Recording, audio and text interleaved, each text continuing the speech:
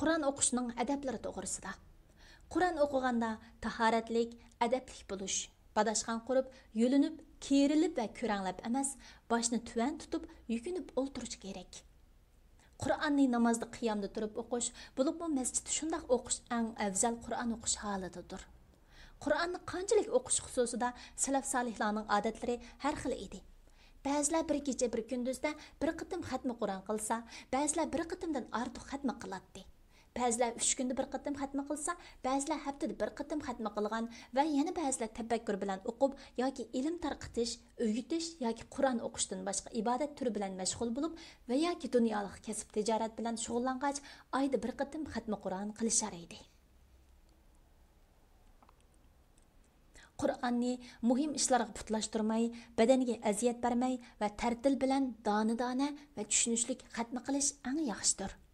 İbn Abbas raziyallohu anhuma: "Men uchun Qur'onning tamomini tez-tez o'qib tugatganimdan ko'ra, Baqara va Ali Imron suralarini tartil bilan tafakkur qilib o'qish bekrak suyumlikdir" degan.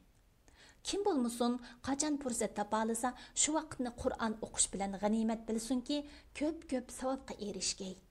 Osman raziyallohu anhu Qur'onni bir rakat vitrda o'qiydi.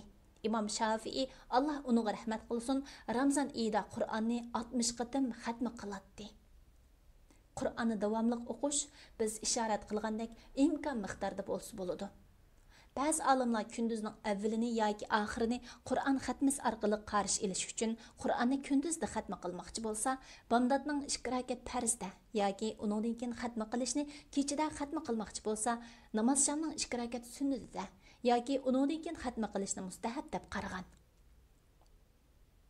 İbn Mas'ud raziyallohu anhu kimki Qur'on xatmi qilsa, u kishining ijobat qilinadigan bir duosi bo'ladi degan.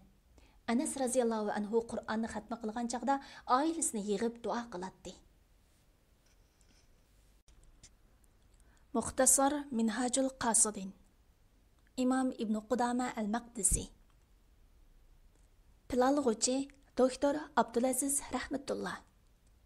Tarjim qilg'uchi Abdullah Abdulmajid. Nashr qilg'uchi Sajiya Islom tadqiqot markazi. Muharriri Doktor Abdulaziz Rahmatullah A. 9 Og'uz. Korrektor Abduvali Abliz Muhammad Barat. Layihalaguchi A.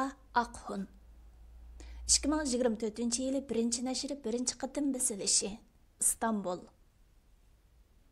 Nashr huquqi Sajiya Islom tadqiqot markaziga tava.